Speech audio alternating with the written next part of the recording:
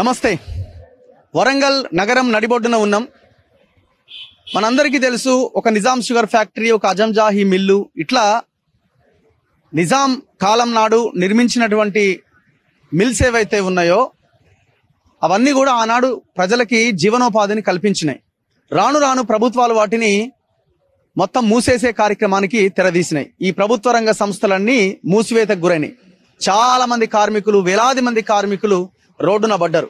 అందులో వరంగల్ జిల్లా, వరంగల్ నగరం నడిబొడ్డున ఉన్న ఈ అజంజాహి మిల్ అనేది చాలా ఫేమస్. ఇప్పటికి కూడా మనం మాట్లాడతాం. రాజకీయ పార్టీలు దీన్ని ఎలక్షన్లలో ఎవరికి వాళ్ళుగా మేము ఓపెన్ చేస్తాం, మేము వాళ్ళ కార్మికులను ఆదుకుంటాం, వాళ్ళకి ఇండ్లు కట్టిస్తామని రాజకీయంగా వాళ్ళని వాడుకొని రోడ్డు మీద వదిలేసింది. అయితే ఈ అజంజాహి మిల్లు కార్మికులు దాదాపు ఒక్కొక్కరు 70 ఏళ్ళు, 80 ఏళ్ళు, 90 ఏళ్ళు ఉన్నారు. కొంతమంది చనిపోయారు, వాళ్ళ పిల్లలు పోరాటం చేస్తున్నారు. ఇక్కడ 2 సమస్యలు ఉన్నాయి. నేను అదే ప్లేస్లో ఉన్నా. 2 సమస్యలు ఉన్నాయి. ఒకటి, వాళ్ళకి సుప్రీంకోర్టు చాలా క్లియర్గా చెప్పింది 2021 సంవత్సరంలో. 2001 నుంచి కేసు నడుస్తా ఉన్నది వాళ్ళకి సంబంధించి. ఆనాడు ఎవరైతే ఆ కార్మికులు ఉన్నటువంటి ప్లేస్ని ఒకవేళ కంపెనీ మూసేస్తే ఈ ప్లేస్ అంతా కార్మికులకే చెందాలి అని ఆనాడు నిజాం డిసైడ్ చేసిండు. ఆ తర్వాతి కాలంలో అక్కడ ఉన్న క్వార్టర్స్లో వాళ్ళు డబ్బులు చెల్లించి ఆ క్వార్టర్స్లో నివాసం ఉంటుంటే వాళ్ళు అక్కడి నుంచి ఖాళీ చేయించి అది ఈ కాకతీయ అర్బన్ డెవలప్మెంట్ అథారిటీ కట్టబెట్టే ప్రయత్నం ఆనాడు ప్రభుత్వం చేసింది. కొంతమంది అక్కడే ఉన్నారు, ప్రభుత్వాన్ని ఎదిరించి కొట్లాడి కొంతమంది అక్కడి నుంచి బయటకు వచ్చేసారు.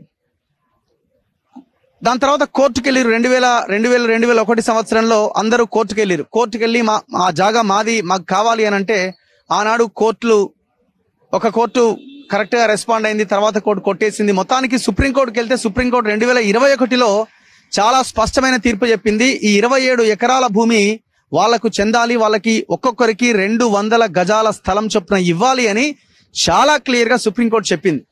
2024లో ఉన్నాం, ఇంతవరకు దాన్ని అమలు చేయట్లే. ఎంత దుర్మార్గం అంటే, ఆ తర్వాత మొన్న బీఆర్ఎస్ కేసీఆర్ గవర్నమెంట్ లో లోకల్ గా ఉన్న, ఇప్పుడు వరంగల్ ఈస్ట్కి వస్తుంది, నన్నపనేని నరేందర్ వీళ్ళందరూ కలిసి కలెక్టర్ ఆఫీస్ తేవడానికి ప్రయత్నం చేశారు. ఒక రకంగా చెప్పాలంటే ఆ భూమిని మింగేయాలనే ప్రయత్నం జరిగింది. అప్పుడు కాంగ్రెస్ ప్రతిపక్షంలో ఉన్నది, వాళ్ళు అండగా నిలబడ్డారు ఈ కార్మికులందరికీ. మేము అధికారంలోకి వస్తే మీ ఇండ్లు మీ జాగాలు మీకు ఇస్తామని చెప్పారు.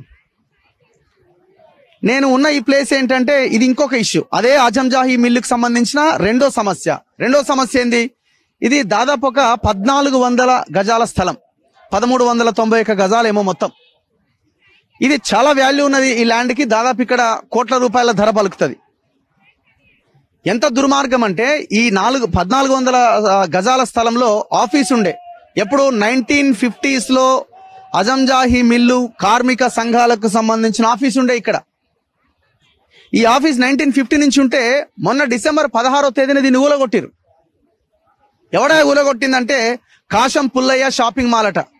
దొంగ పేపర్లు సృష్టించి ఇట్లాంటి దొంగ పేపర్లు సృష్టించి ఈ షాపింగ్ మాల్ని కూల్చేసిరు. మరి ప్రభుత్వం మారింది కదా.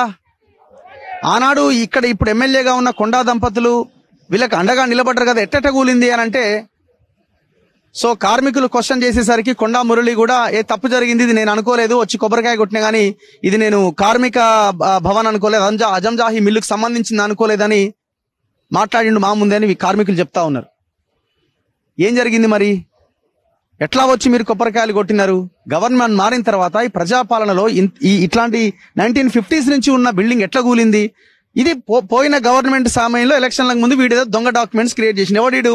కాశం పుల్లయ్య షాపింగ్ మాల్ పేరుతో గొట్టి ముక్కల నరేష్ రెడ్డి వీళ్ళకి అమ్మినట్టుగా ఈ డాక్యుమెంట్స్ ని క్రియేట్ చేశారు. అంటే ఇంత ఓపెన్ గా 4 జేసీబీలు తీసుకొచ్చి ఇక్కడున్న ఈ భవనాన్ని కూల్చేస్తే ఎక్కడ పోయినాయి ప్రతిపక్షాలు? మిగతా వాళ్ళు ఎక్కడ పోయారు? అసలు అధికార పక్షము ఇంత ఘోరంగా ఏ రకంగా వ్యవహరించింది? అందుకే 2 సమస్యలు ఉన్నాయి ఇక్కడ ఈ భవనాన్ని కూల్చేసిర్రు, పట్ట పగలు మిట్ట మధ్యాహ్నం ఫేక్ డాక్యుమెంట్ క్రియేట్ చేసి, ఇంకొక వైపున 23 ఎకరాల ఈ కార్మికులకు దక్కాల్సిన స్థలం వేరే వాళ్ళకి కట్టబెట్టి కూడా స్వాధీనం చేసుకునే ప్రయత్నం ఇంకొక వైపున జరుగుతున్నది. మొత్తానికి కార్మికుల దాదాపు 300 మంది పైగా కార్మికులని రోడ్డున పడేసి మళ్ళీ వీళ్ళలో ఒక భారీ చీలిక, వాళ్ళని ఏదో ఒకటి మేనేజ్ చేసి కొంతమందిని అటులాగి ఇటులాగి కొట్లాడుతున్న వాళ్ళని సైడ్ చేసే ప్రయత్నం. చూడండి ఎంత ఘోరం. ఇప్పుడు ముఖ్యమంత్రి దృష్టికి వెళ్ళాలి ఈ విషయం, వెళ్ళి ఉంటుంది ఆల్రెడీ.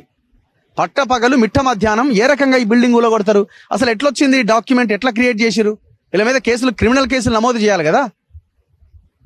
1400 గజాల్లో ఉన్న కార్మికుల భవనాన్ని 1950s నుంచి ఉన్నదాన్ని ఎట్లా కూలగొడతారు? ఇది సర్వే నెంబర్ 91 or 92. ఇదంతా గవర్నమెంట్. ఇక్కడ సంరక్షణ ఒక హాస్పిటల్ ఉంది, అంతా అజంజాహి మిల్లుకి సంబంధించిన భూములే ఇవన్నీ. దాదాపు 250-300 ఎకరాల భూమి అన్యాక్రాంతం అయిపోయింది మొత్తం. ఒకసారి కార్మికులు వీళ్ళు ఫైట్ చేస్తా ఉన్నారు పాపం. అక్టోబర్ 26, 2021 సంవత్సరాన సుప్రీంకోర్టు ఇచ్చిన తీర్పును అమలు చేయాలని ఒక బ్యానర్ కనిపిస్తున్నది. అజంజాహి మిల్లు భూమిలోనే ఇంటి స్థలాలు ఇవ్వాలి.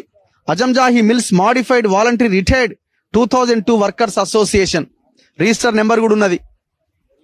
కాసం పుల్లయ్య షాపింగ్ మాల్ యాజమాన్యం దొంగ రిజిస్ట్రేషన్ కు సహకరించిన అందరినీ అరెస్ట్ చేయాలి. అసలు రిజిస్ట్రేషన్ చేసిన SRO ఎవడు?